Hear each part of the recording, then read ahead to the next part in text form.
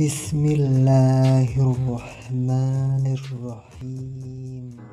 Assalamualaikum warahmatullahi wabarakatuh.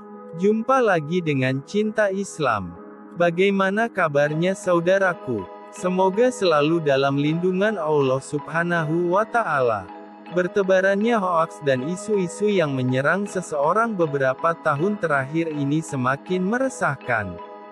Tak jarang, orang-orang menggunakan berbagai cara untuk menyerang pribadi dan karakter orang tersebut.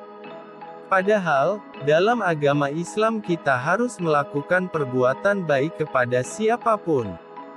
Namun, demi kepentingan dan uang, seringkali manusia tergoda akan perbuatan yang tak terpuji. Biasanya, tergoda untuk membicarakan orang lain hingga memfitnahnya. Seseorang yang suka memfitnah orang lain secara tak sadar, ia mencelakai dirinya sendiri. Tanpa disadari, cepat atau lambat perbuatan tersebut akan mendapat balasan. Di dalam surat Al-Baqarah 217, fitnah itu besar kejam daripada yang melakukan pembunuhan. Fitnah merupakan suatu perkataan bohong atau tanpa dasar kebenarannya. Menyebarkan fitnah dengan maksud menjelekkan orang lain, seperti pencemaran nama baik atau dalam bentuk kehormatan lainnya.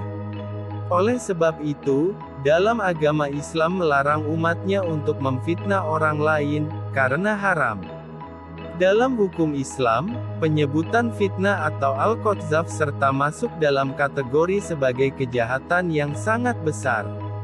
Bagi orang yang suka memfitnah orang lain, maka akan mendapatkan hukuman yaitu neraka jahanam. Lalu, penyebar fitnah akan mendapat deraan sebanyak 80 kali dan kelak nanti takkan masuk surga.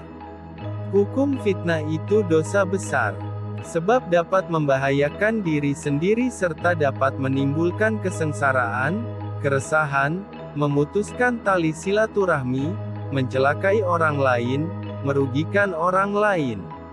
Adapun surat di dalam Al-Quran menjelaskan tentang fitnah sebagai berikut.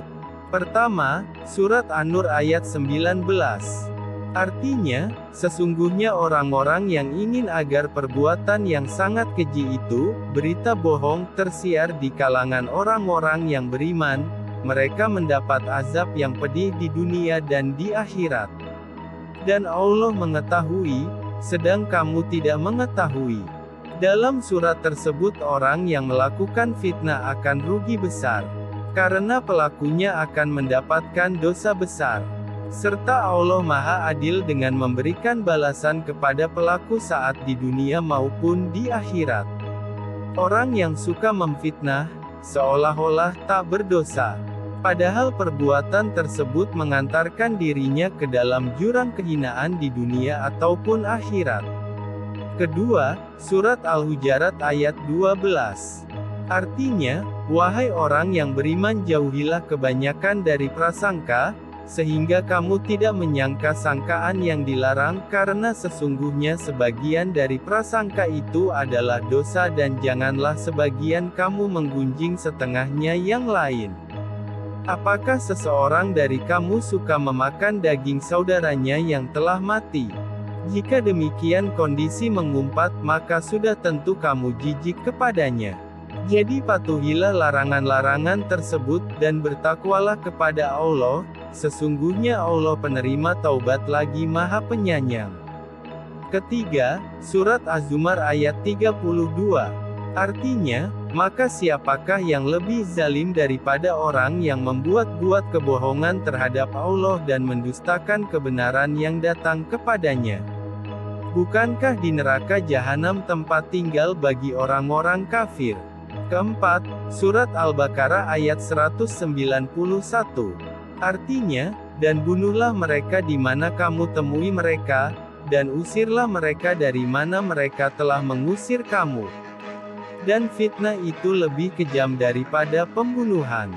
Dan janganlah kamu perangi mereka di Masjidil Haram, kecuali jika mereka memerangi kamu di tempat itu.